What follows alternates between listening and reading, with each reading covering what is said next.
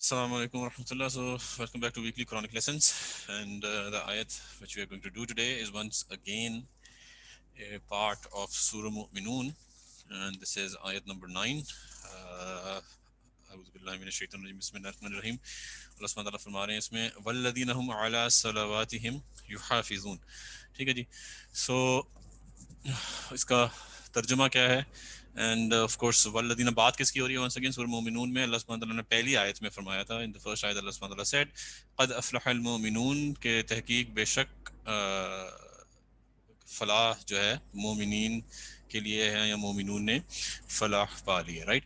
So and then اللہ سبحانہ تعالیٰ is telling us the صفات of those مومنون who have attained success, or those who will in the end at the day of judgment will attain success, right? So one of their sifat is that they consistently protect their prayers. ٹھیک ہے. اچھا, one thing to begin with, so when we in one of our past lectures جب ہم نے کیے تھے سورت کا، جب ہم نے دوسری آیت کی تھی، اللہ سبحانہ نے فرمایا تھا قد افلح المؤمنون الذین هم فی صلاتهم خاشعون. So اللہ سبحانہ started off with the صفات, and the first صفت جو اللہ سبحانہ نے وہاں پہ فرمائی تھی وہ اللہ سبحانہ نے یہی فرمائی تھی. اٹ واز اباؤٹ پریئر، کہ جو مومنون وہ ہیں جو اپنی نماز میں خشیت اختیار کرتے ہیں. ناؤ اللہ سبحانہ تعالیٰ از فنشنگ the صفات, and Allah subhanahu wa ta'ala is saying once again وَالَّذِينَ هُمْ عَلَى صَلَوَاتِهِمْ يُحَافِظُونَ, right? کہ once again, so start بھی اللہ سبحانہ تعالیٰ نے صلاح سے کیا تھا اور اینڈ بھی اللہ سبحانہ تعالیٰ صلاح سے کر رہے ہیں.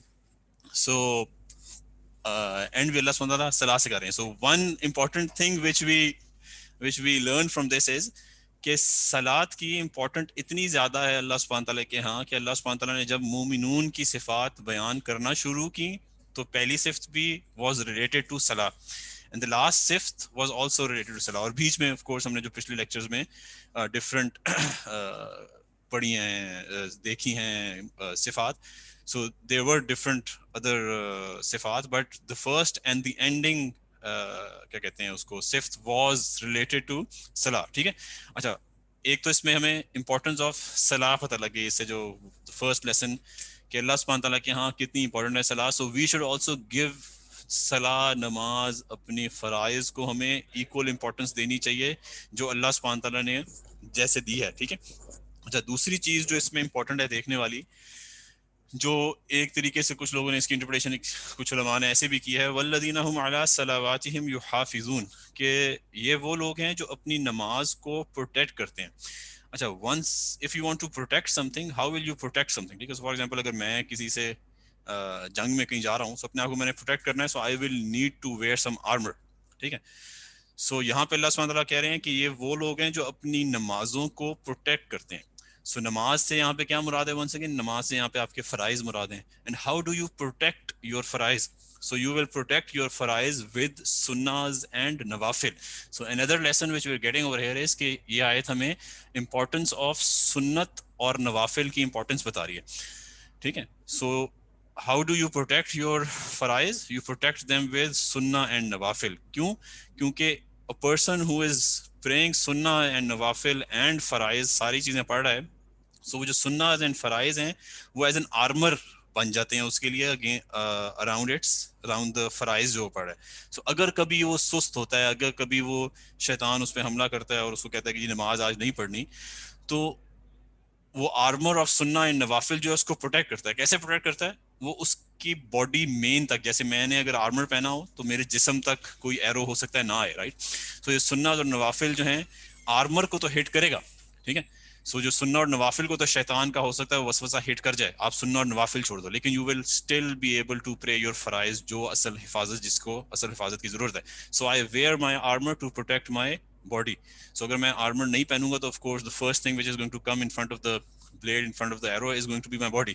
So اگر میں نے سنہ اور نوافل نہیں پڑھتا ریگولرلی، اس سے پروٹیکٹ نہیں کرتا اپنے فرائض کو، تو شیطان کا وسوسہ سب سے پہلے میرے فرائض کو ہی کرے گا، کیونکہ فرسٹ لائن آف ڈیفینس ہے ہی میرے فرائض، رائٹ. تو شیطان آپ کو آسانی سے فرائض سے غافل کر دے گا، یا آپ کی نفس آپ کو آسانی سے آپ کے فرائض سے غافل کر دے گی. تو کچھ علماء نے اس کی حفاظت کے معنی اس سینس میں بھی لیے کہ this is also telling us the importance of سنہ اینڈ نوافل. ٹھیک ہے. سو لیسن نمبر 2، ہمیں سنہ اور نوافل کا اہتمام کرنا چاہیے تاکہ اس کی بیسک وجہ ایک تو آف کورس اللہ سبحانہ تعالیٰ کی رضا ہے، تاکہ ہم فرائض نہ چھوڑیں، تاکہ ہمارے فرائض زیادہ پروٹیکٹڈ رہیں. اور ایک کامن سینس بھی بات ہے کہ آپ جتنی زیادہ کسی ایک چیز کی پریکٹس کرتے ہیں اتنا ہی بہتر آپ اس میں ہوتے جاتے ہیں. سو فرض is like an official exam, right. فرض جو ہے اس کو آپ ایز این ایگزام سمجھیں.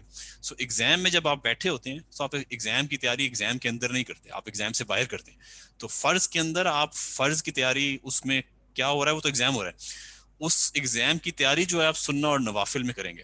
ٹھیک ہے، اس کو اگر آپ ایک اور اینگل سے دیکھنا چاہیں، سو سنہ اور نوافل are going to help you improve the quality of your فرائض. عام طور پہ بہت ایک بیسک مسئلہ ہوتا ہے وہ لوگوں کا کہ جی ہم عام فرض پڑھتے ہیں تو ہماری وہ کنسنٹریشن نہیں بنتا، ہمیں بہت سے وظائف آتے ہیں، بہت سی خیالات آتے ہیں.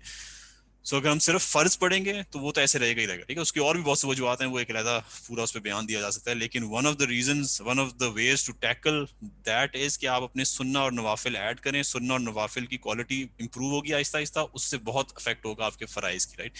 سو جتنی آپ زیادہ پریکٹس کریں گے اتنا آپ کو زیادہ آپ پرفیکٹ ہوتے جائیں گے. جو عمل یہ دنیا کے بھی ہر کام کے لیے اور یہ دین میں بھی ایسی ہے. اگر آپ جتنی زیادہ نماز پڑھیں گے اتنی نماز آپ کی ہوپ فلی انشاءاللہ بہتر ہوتی جائے گی. ٹھیک ہے. So you need to pray your sunnahs and nawafil not only to protect it but also to improve the quality of your namaz. ٹھیک ہے. So this is our lesson number 2. So we pray to Allah subhanahu wa ta'ala کہ اللہ سبحانہ تعالیٰ ہمیں نماز پڑھنے کی توفیق عطا فرمائیں اسی طرح جیسے اللہ سبحانہ تعالیٰ کی عبادت کا حق ہے، پورے طریقے سے، صحیح طریقے سے. So inshallah we will be back next week with more lessons from more Quranic ayat. Assalamu alaikum wa rahmatullah.